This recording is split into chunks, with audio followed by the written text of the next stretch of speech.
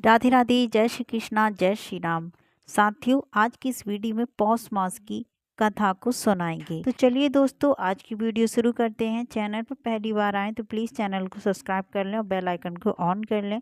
पौष मास की कथा अध्याय 1 की ये कथा है।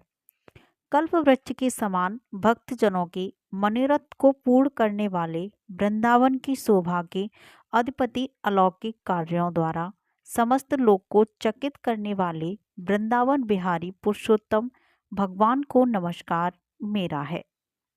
यज्ञ करने की इच्छा से परम पवित्र नैमिषारण्य में आगे कहे गए बहुत से मुनि आए, जैसे असित, देवल, पैल, सुमंतु, पिप्पलायन, सुमित, कश्यप, जाबल, भृगु, अंगिरा, वामदेव, तीक्षण, सरभंग, पर्वत, आपस्तंभ, मांड्य, अगस्त, कात्यायन, शंकु, संकृति, शनि, बौध्यान, वसु, कृत, अत्रिवृत्त, सतानंत आदि वहां पर ऋषि आए। शिष्यों के सहित ये सब ऋषि अंगों के सहित वेदों को जानने वाले ब्रह्मानिष्ठ, संसार की भलाई तथा परोपकार करने वाले, दूसरों के हित में सर्वदा तत्पर, स्रोत स्मार्त कर्म करने वाले हैं। नैमिषारण्य में आकर यज्ञ करने को तत्पर हुए। इधर तीर्थ यात्रा की इच्छा से सूत जी अपने आश्रम से निकले और पृथ्वी का भ्रमण करते हुए उन्होंने नैमिषारण्य में आकर शिष्यों के समेत मुनियों को देखा। संसार समुद्र से पार करने वाले उन ऋषियों को नमस्कार करने के लिए पहले से जहां वे इकट्ठे थे वहां प्रसन्नचित सूत जी भी जा पहुंचे। इसके अनंतर पेड़ की लाल छाल को धारण करने वाले प्रसन्न मुख, शांत, परमार्थ विशारद, समग्र गुणों से युक्त, संपूर्ण आनंदों से भरपूर, ऊर्ध्व पुंडधारी, राम नाम मुद्रा से युक्त, गोपी चंद मृतिका से दिव्य, शंख चक्र का छापा लगाए, तुलसी की माला से शोभित, जटा मुकुट से भूषित, समस्त आपत्तियों से सुरक्षा करने वाले, अलौकिक चमत्कार को दिखाने वाले, भगवान के परम मंत्र को जपते हुए समस्त शास्त्रों के सार को जानने वाले, संपूर्ण प्राणियों के हित में संलग्न, जितेंद्रिय तथा क्रोध को जीते हुए जीवन मुक्त जगत गुरु श्री व्यास की तरह और उन्हीं की तरह निष्प्रय आदगुणों से युक्त, उनको देख उस नैमिषारण्य में रहने वाले समस्त महर्षिगण सहसा उठ खड़े हुए। विविध प्रकार की विचित्र कथाओं को सुनने की इच्छा प्रकट करने लगे।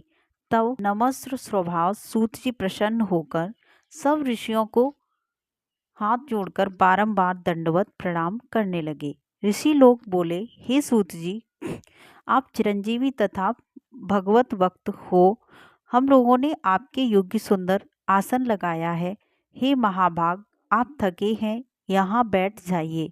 ऐसा सब ब्राह्मणों ने कहा। इस प्रकार बैठने के लिए कहकर जब सब तपस्वी और समस्त जनता बैठ गई, तब विनय पूर्वक तपोव्रत समस्त मुनियों से बैठने की अनुमति लेकर प्रसन्न होकर आसन पर सूत जी बैठ गए। तदनंतर सूत को सुखपूर्वक बैठे हुए और श्रम रहित देखकर पुण्य कथाओं को सुनने की इच्छा वाले समस्त ऋषि यह बोले, हे सूत जी, हे महाभाग, आप भाग्यवान हैं। भगवान व्यास के वचनों के हार्दिक अभिप्राय को गुरु की कृपा से आप जानते हैं। व्यास के वचनों के हार्दिक अभिप्राय को गुरु की कृपा से आप जानते हैं। क्या आप सुखी तो हैं? आज बहुत दिनों के बाद कैसे इस वन में पधारे? आप प्रशंसा के पात्र हैं। हे व्यास शिष्य शिरोमणि, आप पूज्य हैं। इस संसार में सुनने योग्य हजारों विषय हैं, परंतु उनमें श्रेष्ठ कर थोड़ा सा और सारभूत जो हो वह हम लोगों से कहिए। हे महाभाग, संसार समुद्र में डूबते हुओं को पार करने वाला तथा शुभ फल देने वाला है। आपके मन में निश्चित विषय जो हो वही हम लोगों से कहिए। हे अज्ञान रूप अंधकार से अंधे हुओं को ज्ञान रूप चक्षु देने वाले, भगवान के लीला रूपी रस से युक्त परमानंद का कारण संसार रूपी रोग को दूर करने में रसायन के समान जो कथा का सार है वह शीघ्र ही कहिए। इस प्रकार शौनकादिक ऋषियों के पूछने पर हाथ जोड़कर सूत जी बोले, हे समस्त मुनियों, मेरी कही हुई सुंदर कथा को आप लोग सुनिए। हे विप्रो, पहले मैं पुष्कर तीर्थ को गया, वहां स्नान करके पवित्र ऋषियों, देवताओं तथा पितरों को तर्पणा से तृप्त करके तब समस्त प्रतिबंधों को दूर करने वाली यमुना के तट पर गया। फिर क्रम से अन्य तीर्थों को जाकर गंगा तट पर गया। पुनः काशी आकर अनंतर गया तीर्थ पर गया। पितरों का श्राद्ध कर तब त्रिवेणी पर गया। तदनंतर कृष्णा के बाद गड़की में स्नान कर पुलह ऋषि के आश्रम पर गया।